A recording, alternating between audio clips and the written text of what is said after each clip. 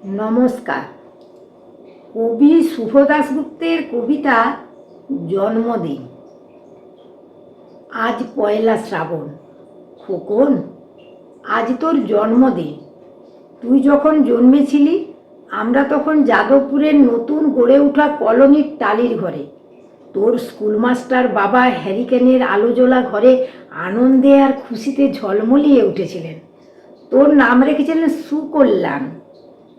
মানুষটার মনটা ছিল একেবারে শিশুর মতো।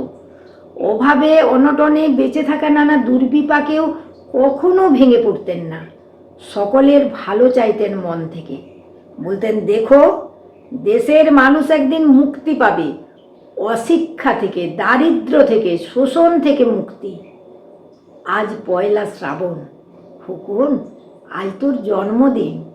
তোর মনে আছে খোকন, আমাদের যাদবপুরের সেই ভাঙা ঘরের মেঝেতে তোর মেজমাসির হাতে তৈরি আসনটা পেতে দিতাম, আর সামনে রাখতাম ঠাকুরের আসনের প্রদীপখানা। তুই বাবু হয়ে বসতিস চুপটি করে। আমরা একে একে তোকে ধান্দুরবা দিয়ে আশীর্বাদ করতাম। তোর বাবা বলতেন, বড় হও, মানুষ হও। তোর বাবা সেই বন্ধু ঘোষ কাকু, উনি বলতেন, বেঁচে পড়তে থাকো। তুই জিজ্ঞেস করতিস, মা, পড়তে থাকা মানে কি মা? আমি বলতাম না কিছু, শুধু ধান দুর্বই দিতাম। আর মনে মনে বলতাম, ঠাকুর, আমার খোকনকে মস্ত বড় মানুষ করো। ও যেন সত্যিই মানুষ হয়, ওর যেন কোনো বিপদ না হয় ঠাকুর। কষ্টের সংসারে ওই একটা দিন বাড়তি পয়সায় একটু দুধ নিতাম, তোকে পায়েস রান্না করে দিতাম। তুই পায়েস খেতে বড় ভালোবাসতিস। তোর বাবা বাস স্ট্যান্ডের সেই দোকান থেকে নিয়ে আসতেন তোর প্রিয় মিষ্টি, ছানার গজা।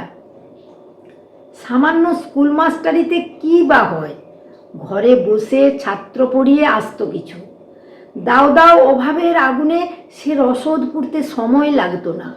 তোর বাবার জামা সেলাই করতাম আর বলতাম, সামনের মাসে দুটো জামা বানিয়ে নিও। উনি বলতেন, খোকন বড় হচ্ছে, ভাবছি সামনের মাস থেকে বাড়তি আসছে দুধ নেব। দুধে বুদ্ধি বাড়ে, শক্তি বাড়ে।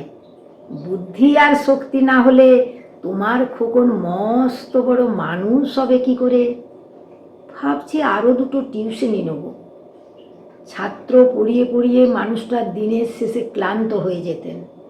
রাতের অন্ধকারে উঠোনের ধার ঘেঁষে তখন জোনাকির ব্যস্ততা, আর ঘরে বসে তোর পড়া মুখস্থ করার একটানা সুর আমাদের ভাঙাচোরা কলোনির ঘরটাকে একেবারে জীবন্ত করে তুলত। তখন উনি মাঝে মাঝে বলতেন, তোমার শরীরটা তো বেশ ভেঙে পড়ছে, খাওয়া দাওয়া একটু করো, শাড়িটাও তো বেশ ছিঁড়েছে। কালই আমি ফেরার পথে একটা শাড়ি নিয়ে আসবো, ধারেই আনবো। আমি বলতাম, খোকনের উঁচু ক্লাস, কত বইপত্র কিনতে হবে, কত খরচ। উনি দীর্ঘশ্বাস ফেলে চুপ করে যেতেন। জোনাকিরা তখন অদৃশ্য আলোর আলপনাক্ত উঠোনের আগাছার ঝোপে। আবহ সঙ্গীতের মতো তুই ঘরে বসে পড়া মুখস্থ করতিস। ইতিহাস, ভূগোল, গ্রামার। ঈশ্বর আমাদের নিরাশ করেননি। তুই কত বড় হলি, সব পরীক্ষায় কত ভালো ফল হলো তোর। তোর বাবা বললেন, আরও পড়ো, উচ্চশিক্ষায় উচ্চ সম্মান অর্জনের একমাত্র পথ।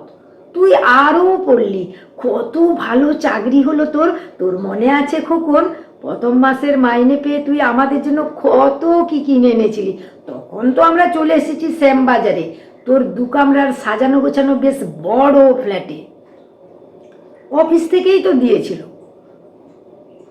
সেই ঘর, সেই বারান্দা, কত স্মৃতি, কত ছবি।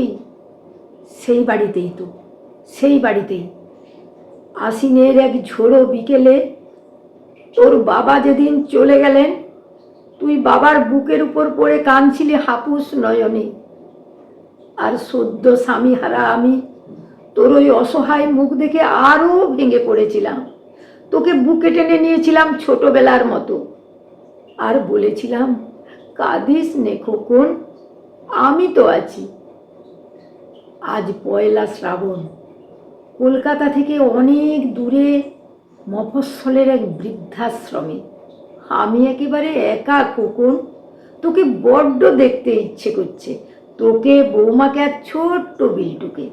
তোরা নিশ্চয়ই এখন সল্টলেকের সেই মার্বেল বসানো ঝকঝকে ফ্ল্যাটে, তোর বাড়িতে আজ নিশ্চয়ই খুব বড় পার্টি হচ্ছে, তাই না রে খোকন? অনেক লোকজন, হইচই, খাওয়া দাওয়া, খুব ভালো, খুব ভালো। আমার মনে পড়ছে যাদবপুরের সেই ভাঙা ঘরের মেঝেতে আমার পাশে শুয়ে মাঝে মাঝে হঠাৎ ভয় পেয়ে আমাকে জড়িয়ে ধরতিস। আমি বলতাম, ভয় কি রে খোকন, যার মা থাকে তাকে কি ভূতে ধরে? তুই নিশ্চিন্ত হয়ে ঘুমিয়ে পড়তিস আমার বুক জুড়ে।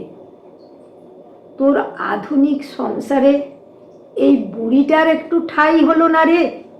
প্রতিমাও তো মা, ওরও তো আছে আমারই খোকনের মতো কোল আলো করা এক চাঁদের টুকরো।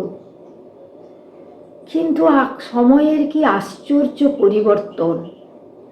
তুই বুঝি এখন আর পায়েস খাস না? না রে খোকন, তুই জানিস নে খোকন, আজ সকালে আমি পায়েস রান্না করেছি, হ্যাঁ, তোরই পাঠানো টাকায়। সারাদিন সেই পায়েসের বাটি সামনে নিয়ে বসে আছি রে। এখানে এই বৃদ্ধাশ্রমে আমার একলা ঘরে আর কেউ নেই খোকন।